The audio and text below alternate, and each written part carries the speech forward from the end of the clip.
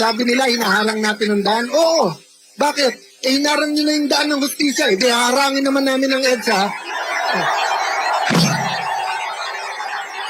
Ang sabi nyo, napeperwisyo ang traffic. Totoo po yun. At pasensya na po ang mga napeperwisyo sa traffic.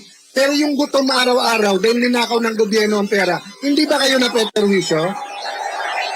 Yung mga nabasa kanina, yung mga papawisan, pag uwi nyo yung t-shirt na to, lalaban nyo, di ba? You will wash it. Pero tingnan yung t-shirt. They want it washed away. Siguro last na po to. Yung mga kasing edad ko at mas matanda, hindi ko alam kung naalala nyo pa yung commercial ng 1980s. Meron pong commercial sa TV kasi nga ang mga tao dumadami na noon sa Metro Manila. Marami po nagtatapon ng basura. Naglabas po ng gobyerno ng commercial. Ang basurang tinapon nyo, babalik din sa inyo. So kapag ikaw ay public official at may desisyon ka at pinestyon ng tao, katulad ng ginagawa nyo ngayon, katulad ng ginawa nyo sa malawakan yung rally, nung nanawagan kayo ng pagkakaisa, nanawagan kayong pakinggan kayo, dalawa lang po ang pwedeng gawin ng public official. Una, mag-reflect, makinig. O nga naman, baka tama sila. Baka nga selective justice, ayusin natin to. Pero pangalawa, double down. Double down, ibig sabihin, yung mali, lalo nilang pagpipilitan na tama. So nakita na ni Senator Lacson na nagkaloko-loko na yung Blue Ribbon Committee, inilagay pa si Erwin Tulfo.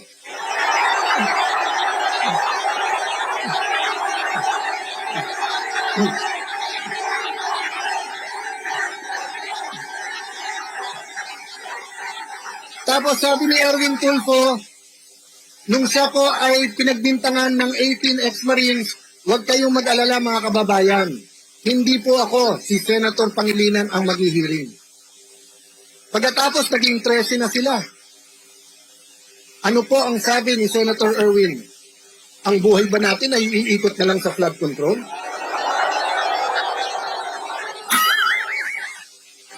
Pagkatapos nung nakawin, ang mahigit 100 bilyong piso, ang trilyon-trilyong piso, sasabihan nyo kami, ang buhay ba natin iikot na lang sa investigasyon?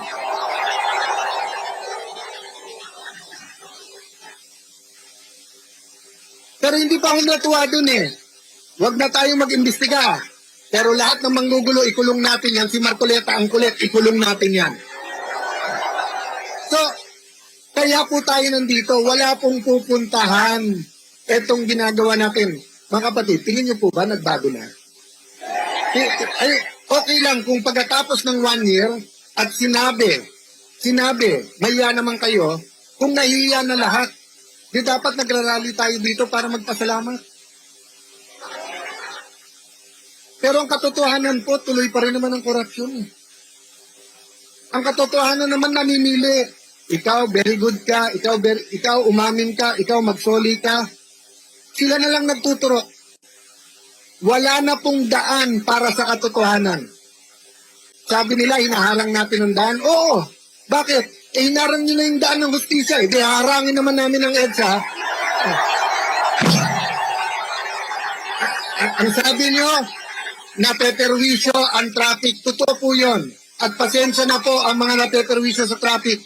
Pero yung gutom araw-araw, dahil ninakaw ng gobyerno ang pera, hindi ba kayo napeperwisyo? Oh. Yung nawawalan ng trabaho, hindi ba kayo napeperwisyo? Huwag nyo po kaming, iwanan ko po sa inyo mga kapatid, huwag nyo po kaming alalahanin. Si Jinggoy Estrada, si Senator Bato, si Senator Legarda na hindi nakaupong unang Senate President na babae, si Senator Amy Marcos na kung saan dapat na-enjoy niya ang pagbabalik ng Marcos sa Malacanang pero pinili ni Amy lumaban kasama natin. Si Senator Pia na ang kanyang pinaglalaban, pamilya, anak, kababaihan. Pero isipin niyo po, kung hindi pa niya sinundo yung 18 Marines, hindi pa papasukin sa Senado. si Senator Padilla na nilalait nila. Kulang daw sa kalaman. Pero siya po, malinis ang puso at nung sinabi nandyan ang Marines, kahit po sino humarang, hindi pwede papapasukin namin. So huwag niyo po kaming alalahanin, desidido po kami lumaban. Alalahanin niyo po inyong mga anak. Kasi kung ano tinanim natin ng 1986, kung ano tinanim natin ng 1992, kung ano tinanim natin ng 1998, EDSA 1, EDSA 2, EDSA 3 ba, naalala niyo pa? Oh. Kung ano tinanim po natin, yan ang ating anihin. So mga kapatid, yung inyong paninindigan today, peaceful rally ha? Peaceful rally po.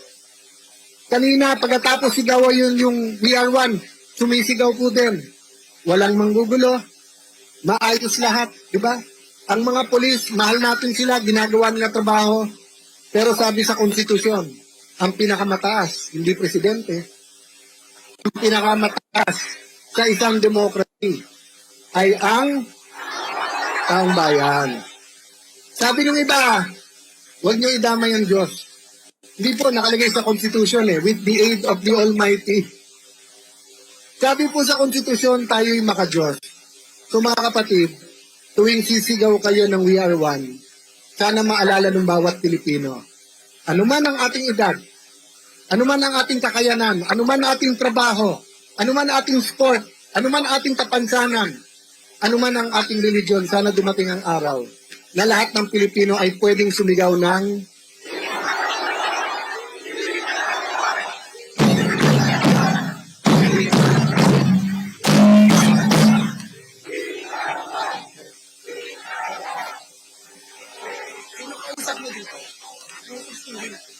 Hello, mga kapatid, 5 palakpak para kay Senator Alan Cayetano.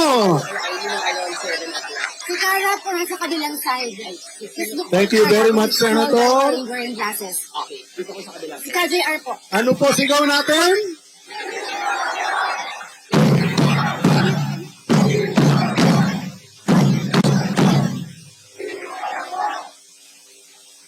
Okay. Ang